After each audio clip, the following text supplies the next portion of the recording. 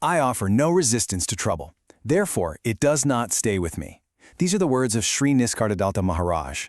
Now, right off the bat, let's be clear. This isn't about being a doormat or just letting things happen to you. Not at all. It's about something much more powerful. It's about stopping the internal war against what is happening right now. So the real question is, how do we actually do that? Okay, so the first place we can apply this is to our own internal world, for our own growth and our own inner peace. It's really about learning how to turn the tough stuff into a source of genuine strength. Think about it. Someone says something harsh to you. What's the gut reaction? To fire back, right? To defend yourself. But non-resistance introduces this tiny, crucial space, a pause.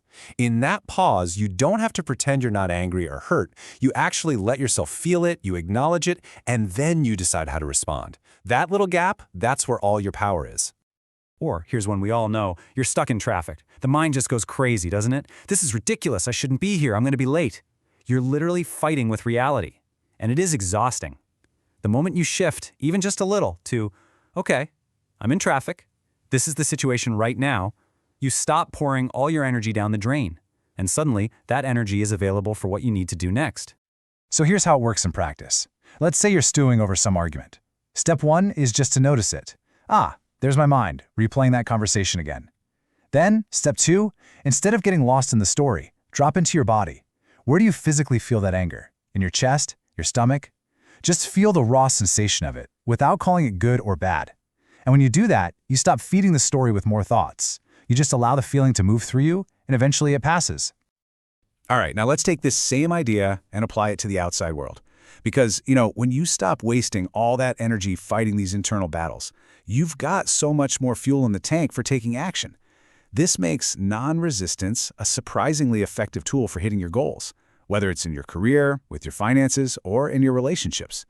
It's about keeping your energy focused on what matters.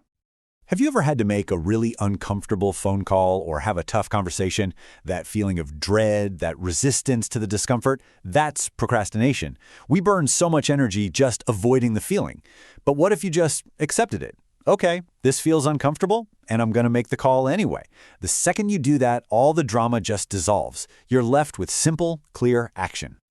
And this changes how you see setbacks, which is huge.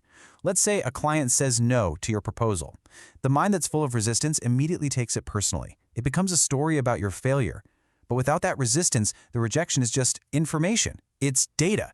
You see the situation for what it is, you learn from it, you adjust, and you move on. That is resilience in its purest form. And this applies so beautifully to relationships. Think about how much of our conflict comes from just wishing people were different than they are. Imagine your partner comes home and they're super stressed out. If you meet their stress with your own tension and resistance, things just blow up. But if you can stay grounded, if you can just listen without reacting, you create this space for them. You become a calming presence. And you end up having influence through that presence, not by trying to force anything. And this leads us to the deepest part of this whole teaching. Because when you start practicing this with your emotions and with your goals, you naturally start to wonder, who is this I that's feeling all this stuff? This is where non-resistance goes from being a cool life hack to a genuine path of spiritual discovery. It's about a fundamental shift in who you think you are, from being the person caught in the middle of the storm to being the quiet, peaceful space that's watching the storm pass. The big shift here is moving from what we could call identification to disidentification. We're so used to saying, I have a problem. You see how we do that? We merge ourselves with the trouble. What Sri Nisargadatta is getting at is that trouble only really sticks to us when we claim it as mine. The moment you can step back and just observe a problem is happening, or there is a feeling of anger, it loses its power over you. And that creates so much space and clarity. With this practice, you get to see for yourself that everything changes. A fear comes up, a negative thought appears, and instead of wrestling with it, you just watch it. You watch it get intense, you feel it at its peak, and if you simply don't feed it with more stories, you will, every single time, watch it start to soften and fade away. You learn on a gut level that you are not your thoughts, you are not your fears.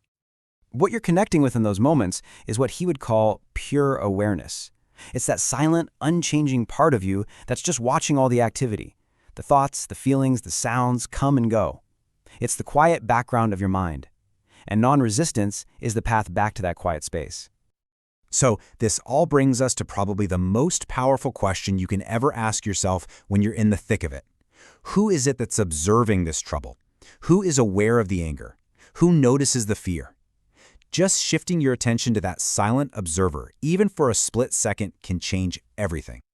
So let's wrap this up with one final thought, something you can take with you and put into practice today. Just ask yourself this. What trouble in your life, big or small, is waiting for you to stop resisting it? What situation, what feeling, what person are you fighting against inside your own head? And what might happen if, just for this moment, you drop the rope in that internal tug of war and just allowed things to be exactly as they are? That right there is where the freedom begins.